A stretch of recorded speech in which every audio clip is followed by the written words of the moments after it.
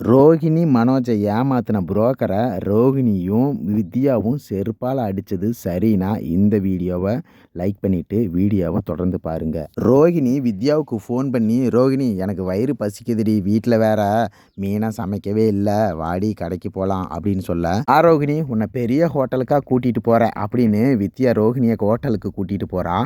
ரெண்டு பேரும் பொங்கல் பூரின்னு ஆர்டர் பண்ணி சாப்பிட்டுட்டு இருக்கும்போது ரோகிணியும் மனோஜையும் ஃப்ளாட் வாங்கி தரேன்னு சொல்லிட்டு ஏமாத்தினா இல்லையா, அவன் நேராக உள்ளே வந்துடுறான்.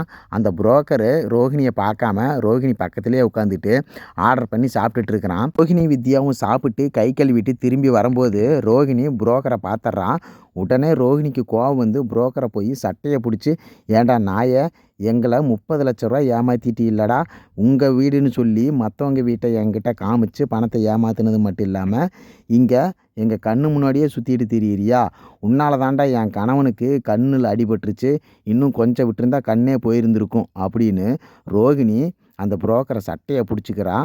உடனே வித்யா இது யார் அப்படின்னு கேட்கும்போது, இவன் தான் எங்களுக்கு வீடு வாங்கி தரேன்னு சொல்லிட்டு எங்ககிட்ட 30 லட்ச ரூபாய் ஆட்டையை போட்டு போனான்ல அந்த புரோக்கரடி அப்படிங்கும்போது வித்யாவும் சட்டையை பிடிச்சிட்றா. ரெண்டு பேரும் அடி அடின்னு அடிக்கிறாங்க. அங்கே இருக்கிறவங்கெல்லாம் தடுக்க பார்க்குறாங்க. உடனே அங்கே இருக்கிற விளக்கமாரையும் செருப்பையும் எடுத்து ரோகிணி புரோக்கரை அடி அடின்னு அடிக்கிறான். புரோக்கர் நீங்கள் யாருங்க, எதுக்குங்க என்னை அடிக்கிறீங்க அப்படின்னு எதுவுமே தெரியாத மாதிரி நடிக்கிறான். உடனே வித்யா இருந்துக்கிட்டு, என்ன இவன் இப்படி பேசுகிறான், எங்களை ஏமாற்றிட்டு யாருன்னு வேறு தெரியாதுன்னு சொல்லுவியாடா அப்படின்னு ஓங்கி கன்னத்திலே அடிக்கிறான். அதுக்கு மற்றவங்ககிட்டையெல்லாம் இவங்க யாருன்னு தெரியாதுங்க, எதுக்கு என்னை அடிக்கிறாங்கன்னு தெரியல, நான் போலீஸுக்கு ஃபோன் பண்ணுவேன் அப்படின்னு புரோக்கர் சொல்கிறான்.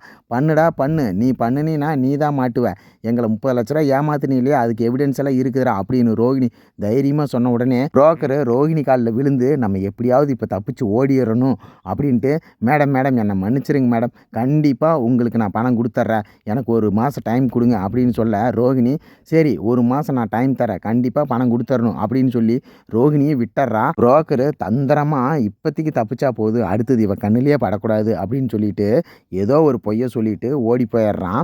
ரோகிணி வீட்டுக்கு வந்து, மனோஜ் இன்றைக்கி நான் அந்த புரோக்கரை பார்த்தேன், அவனை அடி அடின்னு அடித்தேன், ஆனால் பணம் தரேன்னு சொல்லியிருக்கிறான் அப்படின்னு. உடனே அப்படியா, சரி நம்மளுக்கு ஒரு வேளை பணம் கிடைக்குமா, இவன் கொடுப்பானா, பொய் சொல்லிட்டானா அப்படின்னு மனோஜ் குழம்பிக்கிட்டே இருப்பான். ரோகிணி இருந்துட்டு, எதுக்கு நம்ம பிரச்சனை தான் முடிஞ்சிருச்சுல்ல, அவன் தான் பணம் தரேன்னு சொல்லிட்டானல்ல அப்படிங்கும்போது மனோஜ் இருந்துட்டு, அப்படி இல்லை உன்னை ஏமாத்துறதுக்காக கூட சொல்லியிருக்கலாம் இல்லையா அப்படின்னு குழப்பி விடுறான். ரோகிணி இருந்துட்டு, அதுக்கு என்னடா பண்ணலாம் சொல்கிறா மனோஜ் அப்படின்னு கேட்குறக்கு மனோஜ் இருந்துட்டு, நம்ம பார்வதி ஆண்டி இருக்கிறாங்க இல்லையா, அவங்களுக்கு தெரிஞ்ச ஒரு ஜோசியர் இருக்கிறாரு, அவரை வர சொல்லி நம்ம புரோக்கர் பணம் கொடுத்துருவானா மாட்டானான்னு அவன்கிட்ட கேட்டு தெரிஞ்சுக்கலாம் அப்படின்னு சொன்ன உடனே ரோகிணி ஃபோன் பண்ணி, பார்வதி ஆண்டி உங்களுக்கு தெரிஞ்ச ஒரு சாமியார் இருக்கிறாங்க இல்லையா, அவங்கள வீட்டுக்கு வர சொல்லுங்கள், எங்ககிட்ட பணம் ஏமாற்றிருக்கான் இல்லையா புரோக்கர், அவனை இன்றைக்கி நான் பார்த்தேன், அவனை அடித்ததுக்கு எனக்கு பணம் தர்றேன் அப்படின்னு சொல்லியிருக்கிறான், ஆனால் ஒரு மாதம் டைம் கேட்டுட்டு போயிருக்கிறான், அந்த பணம் எங்களுக்கு கிடைக்குமா கிடைக்காதான்னு உங்கள் ஜோசியர்கிட்ட கேட்டு சொல்கிறீங்களா அப்படிங்க. பார்வதியும் அந்த ஜோசியரை கூட்டிகிட்டு வீட்டுக்கு வந்துடுறாங்க. ஜோசியர் வீட்டில் உட்காந்துக்கிட்டு வெத்தலையில் மை தடவிட்டு இருக்கிறான். முத்து வந்து பார்க்குறான், என்ன இது வெத்தலை டிவியா, அதில் பார்த்தா எல்லாம் தெரியுமா அப்படின்னு கேட்க, பார்வதி இருந்துக்கிட்டு, அதென்ன கேபிள் டிவியா எல்லாமே தெரியிருக்கு அப்படின்னு. உடனே அந்த சாமியார் இருந்துக்கிட்டு, இதில் எல்லாமே தெரியும், நான் பார்த்து சொல்கிறேன் அப்படின்னு சொல்லிட்டு வெத்தலையில் மைய தடவிக்கிட்டே மனோஜை பார்த்துக்கிட்டே இருப்பான்.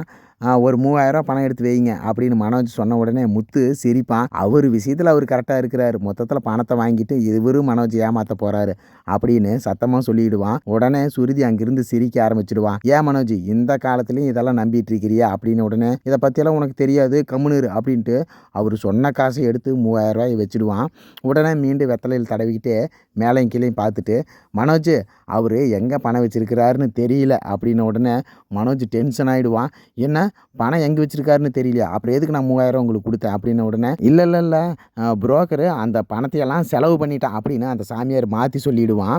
உடனே மனோஜ் டென்ஷன் ஆகிட்டு, என்னது எங்களுக்கு பணம் கிடைக்காதா அப்படின்னு கேட்கும்போது முத்து, ஆமாண்டா 30 லட்ச ரூபா ஆட்டையை போட்டு 5 வருஷம் ஆகுது, இன்னும் அவன் வந்து பீரோக்குள்ளே வச்சுருப்பானா, அவன்லாம் இந்நேரம் செலவு பண்ணியிருப்பான்டா, இது எங்களுக்கே தெரியுது உனக்கு தெரியாதாடா அப்படிங்க. இல்லை சாமியார் கரெக்டாக பார்த்து சொல்லுவார், அதனால தான் நான் பார்வதி ஆண்டி விட்டு சாமியார் வர சொன்னேன் அப்படிமா. சுருதி இருந்துக்கிட்டு, நீங்கள் தான் போலீஸில் கம்ப்ளைண்ட் பண்ணிட்டீங்களா, அப்புறம் எதுக்கு இந்த மாதிரி சாமியார்லாம் வர சொல்கிறீங்க அப்படின்னதுக்கு அந்த சாமியார் இருந்துட்டு பார்வதியை பார்த்து, என்னை வந்து ரொம்ப கேவலப்படுத்துகிறாங்க, நான் பார்த்து சொல்ல மாட்டேன் அப்படின்னு 3000 ரூபா எடுத்து பாக்கெட்டில் ஓட்டுட்டு கிளம்பி போயிடுறான். பார்வதி மனோஜை பார்த்து, தம்பி இவங்கெல்லாம் கேவலப்படுத்தினால தான் அந்த சாமியார் சரியாக பார்த்து சொல்ல மாட்டேங்கிறாரு, இன்னொரு 10,000 ரூபா கொடு, வேறு சாமியாரை கூட்டிகிட்டு வரேன் அப்படின்னு. உடனே மனோஜ் சரி இப்போதைக்கு என்கிட்ட காசு இல்லை அப்படின்னு பார்வதி கிட்ட இருந்து நேசாக நழுவிக்கிறான் மனோஜ். மொத்தத்தில் மனோஜுக்கு புரோக்கர் அல்வாவை கிண்டி கொடுத்துட்டு ரோகிணியும் ஏமாற்றிட்டு தப்பிச்சு ஓடிட்டான்.